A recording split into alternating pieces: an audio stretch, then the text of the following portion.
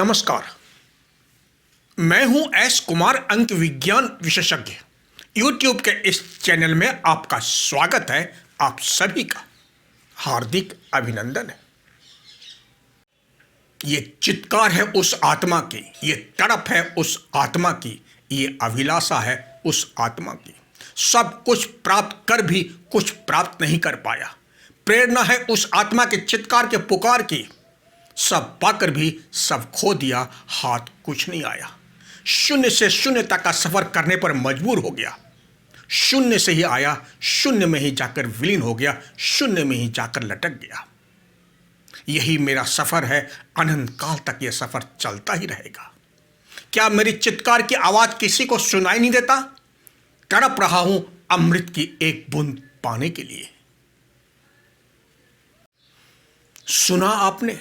तड़प रहा हूं एक बूंद अमृत के लिए। जब अमृत कलश पास में था, हाथ में था, तब पी नहीं पाया। अमृत के महत्व को समझ नहीं पाया। जब सब कुछ हाथ से निकल गया, राजपाट, राज सिंहासन, राजयोग, धन दौलत, वैभव, सुख संपत्ति, इज्जत, आबरू, मान सम्मान, तब अमृत के एक बूंद का महत्व समझ में आया। इसी को कहते हैं सब कुछ लुटा के होश में आए तो क्या किया। अब और सुने केतुदेव और क्या कह रहे हैं। मैं खुद प्रेरणा का स्रोत हूं। जिसने भी अमृत से प्राप्त देवत्व का रास्ता चुना वह अमर हो गया धरती लोक के पटल पर जिसने अनैतिक कार्य का रास्ता चुना, शारीरिक सुख, भौतिक सुख, भोग विलास का रास्ता अपनाया, झूठ, छल, धोखा, फरेब, षड्यंत्र का रास्ता चुना, वह हमेशा मेरी तरह अंधकार में खो गया, हमेशा हमेशा के लिए। मृग तृष्णा की तरह सब कुछ रहते हुए भी रेगिस्तान में भागता रहा। ना ही कस्तूरी मिली और ना ही रेगिस्तान में पानी की एक बूंद हुई। सब कुछ गंवा बैठा। और अंत में जिस तरह मेरा शरीर धरती लोक के पटल पर तड़पता रहा, एक एक बूंद पानी के लिए, कोई पिलाने वाला नहीं, कोई पूछने वाला नहीं, क्योंकि मेरा कर्म ही मेरे आरे आ रहा था। आज भी मेरे दो रूप स्वरूप हैं, एक देवत्व की ऊर्जा तो दूसरा धरती लोक के पटल पर मृग तृष्णा की तरह। अब आपको चुनना है। देव के नजदीक पहुंचकर धरती लोक के सारे सुखों की प्राप्ति कर अमर होना चाहते हैं, या फिर सब कुछ खोकर तरह तरह के बीमारी का शिकार होकर तड़पना चाहते हैं, या फिर अंधेरी की काल कोठरी में समय बिताना चाहते हैं। चुनना आपको है। तो एक बार फिर अंक 16 इक्वल टू अंक 7 अर्थात केतु। जन्म की तारीख 16 अगस्त 1968 अर्थात अंक 7, अंक 8 तथा अंक 6 के पार्ट 3 में आपका स्वागत है। आप सभी का हार्दिक अभिनंदन है।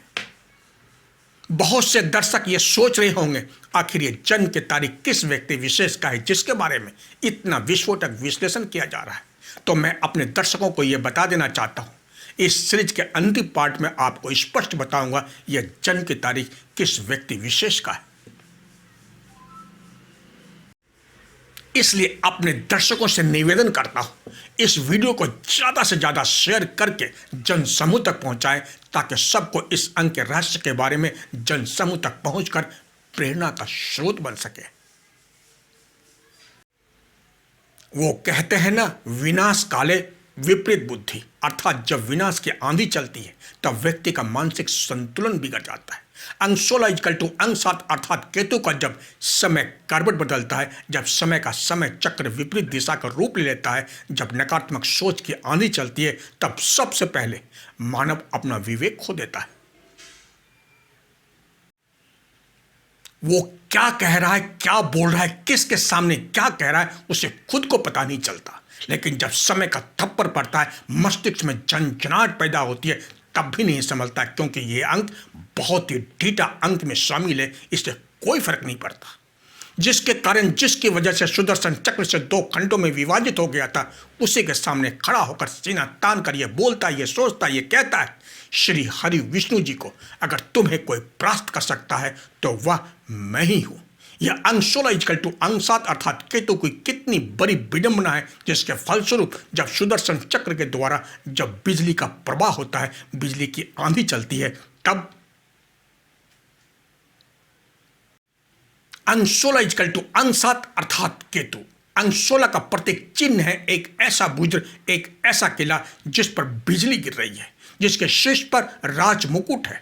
मूल अंक अर्थात अंक 16 इक्वल टू अंक 7 अर्थात केतु, इनका नकारात्मक रूप स्वरूप ऐसे गुप्त तांत्रिक ऊर्जा से वशीभूत है जिसके फलस्वरूप इस तरह के रहस्यमय ऊर्जा को प्राप्त कर झूठ फरेब के सहारे गगनचुंबी ऊंचाई पर तो पहुंच जाता है, लेकिन जब यही गगनचुंबी इमारत पर जब सुदर्शन चक्र के द्वारा बिजली का कहर कुदरत का रूप स्वरूप लेकर बरसता है, कहर ढाता है, तब इस किले के सिंहासन पर बैठा राज सुख भोगरा अहंकारी इंसान जिनके शीर्ष पर राज मुकुट धारण किया हुआ है, वह उस सिंहासन से नीचे गिर जाता है।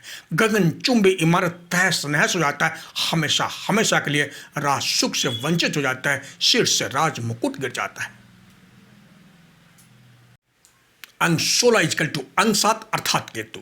अंक 16 से बनने वाला अंक 7 नकारात्मक शुक्र को दर्शाता है, अर्थात नकारात्मक शुक्र के अधिपत्य दैत्य गुरु शुक्राचार्य हैं, जिनके अधीन पाताल लोक है, जहां तांत्रिक क्रियाओं के द्वारा आसुरी प्रवृत्ति को जागृत किया जाता है और यही आसुरी प्रवृत्ति से जागृत शुक्र भोग विलास में लिप्त कर देता है, षड्यंत्रकारी बना देता है। यहीं से तांत्रिक ऊर्जा विकसित होना शुरू हो जाता है। केतु की नकारात्मक तांत्रिक ऊर्जा अपना पांव धीरे धीरे फैलाना शुरू कर देता है और यहीं से अंक 16 इक्वल टू अंक 7 अर्थात केतु का विनाश लीला शुरू हो जाता है। अंक 16 इक्वल टू अंक 7 अर्थात केतु जब अपने सकारात्मक रूप में रहता है तो व्यक्ति को भौतिकवाद से कोई सरोकार नहीं रहता, जो है जैसा है उसी में संतुष्ट रहता है, भौतिक सुखों में लिप्त होने की कोई अभिलाषा नहीं रहता है। लेकिन जब केतु अर्थात अंक 16 सकारात्मक रूपरेखा के दहलीज को पार कर जब नकारात्मक रूप स्वरूप के दहलीज पर कदम रखता है, तब व्यक्ति को संसार के सारे सुख चाहिए ही चाहिए। ऊंची सोच, ऊंचे सपनों को साकार करने के लिए व्यक्ति किसी भी हद से गुजर जाता है, किसी भी हद से गुजर सकता है। अपने सपनों को साकार करने के लिए षड्यंत्रकारी सोच मन मस्तिष्क पर अपना प्रभाव जमाने लग जाता है। आलिशान बंगला, आलिशान गाड़ी, राजा के जैसा महल प्राप्त करने के लिए व्यक्ति किसी भी हद से गुजर सकता है या गुजर जाता है। हर वो षड्यंत्र से भरा कार्य जिससे पैसा जैसे भी आए कैसे भी आए लेकिन आए जरूर, जनसमूह से इसे कोई मतलब नहीं रहता, जिसने इसे राज सम्मान से वशीभूत कर राज सिंहासन पर विराजमान किया। अंक 16 इक्वल टू अंक 7 अर्थात केतु की सिर्फ यही सोच होती है। धरती लोक के पटल पर देश दुनिया में सिर्फ मेरा ही वर्चस्व हो, मेरा ही राज हो। अगर अंक 16 इक्वल टू अंक 7 अर्थात केतु से सवाल करेंगे आप अपने जीवन में करना क्या चाहते हैं, जवाब होगा बहुत बड़ा। लेकिन आखिर बड़ा क्या, तो उसके पास कोई जवाब नहीं होगा, लेकिन पाना चाहेंगे बहुत बड़ा, करना चाहेंगे बहुत बड़ा। अंक 16 इक्वल टू अंक 7 अर्थात केतु जब अपने नकारात्मक रूप स्वरूप में होता है, अर्थात राक्षसी रूप स्वरूप में होने की वजह से सबसे पहले उसी का भक्षण करता है जो इनके ज़्यादा करीबी होते हैं, ज़्यादा नज़दीक होते हैं। जब इन्हें सत्ता पाने की भूख होती है, ऊंचे पद प्रतिष्ठा पाने की सनक होती है, जब ऊंचे सिंहासन पर विराजमान होने की भूख होती है, तब उसी व्यक्ति को सबसे पहले खा जाता है। जो इनको ज्ञान देता है या ज्ञान देना चाहता है, इसको सही मार्ग दिखाना चाहता है, उसी को सबसे पहले खाकर डकार भी नहीं लेता। जिन जन समूह के योगदान से सत्ता हासिल किया, जो जन समूह सिंहासन पर विराजमान करके अपने शीश पर बैठाया, जिन जन समूह के ऊपर अपने पांव रखकर सिंहासन का सुख भोगा, राजयोग का सुख भोगा, उसी जन समूह के साथ धोखा, भ्रम का जाल फैलाकर उसी को भ्रमित कर दिया। जन समूह को एक बार लगने लगा जो कहा जा रहा है, जो हो रहा है वो सब सही है, क्योंकि अंक 16 इक्वल टू अंक 7 स्वयं भ्रम का जाल है। लेकिन आखिर कब तक? भ्रम का जाल कभी न कभी आंखों पर से तो हटेगा ही, और हुआ भी ऐसा ही। जैसे जन समूह के आंखों से भ्रम का जाल हटा, सब कुछ स्पष्ट साफ दिखाई देने लग गया। जिनको मैंने सिंहासन पर स्थापित किया ये वो तो है ही नहीं, क्योंकि देवत्व की ऊर्जा तथा राक्षसी ऊर्जा दोनों में बहुत फर्क होता है। देवत्व ऊर्जा व्यक्ति को संसार में रहते हुए सन्यासी बना देता है, तो वहीं केतु की राक्षसी ऊर्जा व्यक्ति को संसार के सुख के प्रति भोगवादी बना देता है। यही फर्क जन समूह को जब उनके आंखों से भ्रम का जाल हटा तब सब साफ हो गया, भोर के उजाले की तरह। अंक 16 इक्वल टू अंक 7 अर्थात केतु की एक और विडंबना है सबसे बड़ी। चूंकि केतु के पास शीश नहीं है तो आंख भी नहीं है। आंख नहीं होने कारण यह खुद अपने ही भ्रम में भ्रमित रहता है, जो मैंने पिछले गत वर्षों में किया है। और जो कर रहा हूं वह कोई नहीं जानता और न कोई देख ही रहा है। लेकिन सत्य तो यह है, सब जान भी रहा है और सब देख भी रहा है केतु की हकीकत को। लेकिन केतु का भ्रम में झूठ के जाल फैलाकर जो मैं बोल रहा हूं, जो मैं कह रहा हूं, वही सत्य है, बाकी सब झूठ है। ठीक उसी तरह जिस तरह कबूतर बिल्ली को देखकर अपनी आंखें बंद कर लेता है, यह सोच कर कि बिल्ली हमें देख नहीं रही है। कबूतर का यही भ्रम का फायदा उठाकर बिल्ली कबूतर को अपने पंजों में जकड़कर अपने शिकंजों में लेकर चंपत हो जाती है। यही हाल केतु का है, अर्थात अंक 16 इक्वल टू अंक 7 अर्थात केतु का। अंक 16 इक्वल टू अंक 7 अर्थात इनके शारीरिक गठन की बात करें तो एक वह व्यक्ति जिनका मुंह अंडाकार होता है और दूसरे का मुंह बिल्ली की तरह गोल। पुरुष वर्ग के जातक हो या फिर स्त्री वर्ग के जातक, अंडाकार वाले व्यक्ति का शारीरिक गठन लंबाई लिए रहता है। वहीं बिल्ली की तरह गोल मुंह वाले जातक, स्त्री वर्ग हो या फिर पुरुष वर्ग के जातक, इनका कद छोटा होता है। लेकिन दोनों में एक बात समांतर है, इनके कमर के नीचे का भाग भारी होता है। छोटे कद वाले जातकों के ऊपर केतु के नकारात्मक ऊर्जा का प्रभाव ज़्यादा रहता है बनिस्पत अंडाकार मुंह वाले जातकों की अपेक्षा। लेकिन केतु का प्रभाव दोनों प्रकार के जातकों पर रहता ही है। ऐसे जातकों को चाहिए ब्लू तथा ब्लैक रंग के वस्त्र का त्याग करें तथा ज़्यादा से ज़्यादा मेडिटेशन करने पर ध्यान दें, क्योंकि केतु का नाभि से नीचे भाग तक केतु का आधिपत्य रहता है, प्रभाव रहता है और इस भाग को नियंत्रित सिर्फ मेडिटेशन के द्वारा ही किया जा सकता है। इसके अलावा सब उपाय व्यर्थ सिद्ध होते हैं। तो इसी के साथ इस भाग में अपने शब्द को यहीं विराम देता हूँ।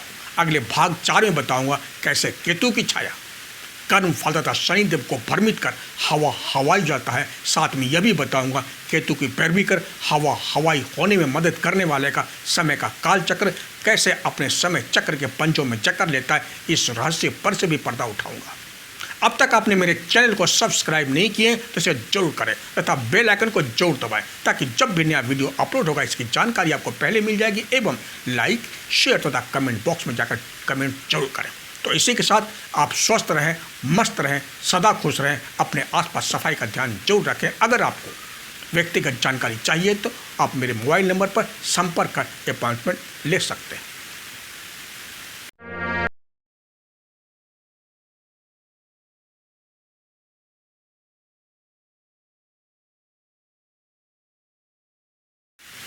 तब तक के लिए जय हिंद, जय भारत।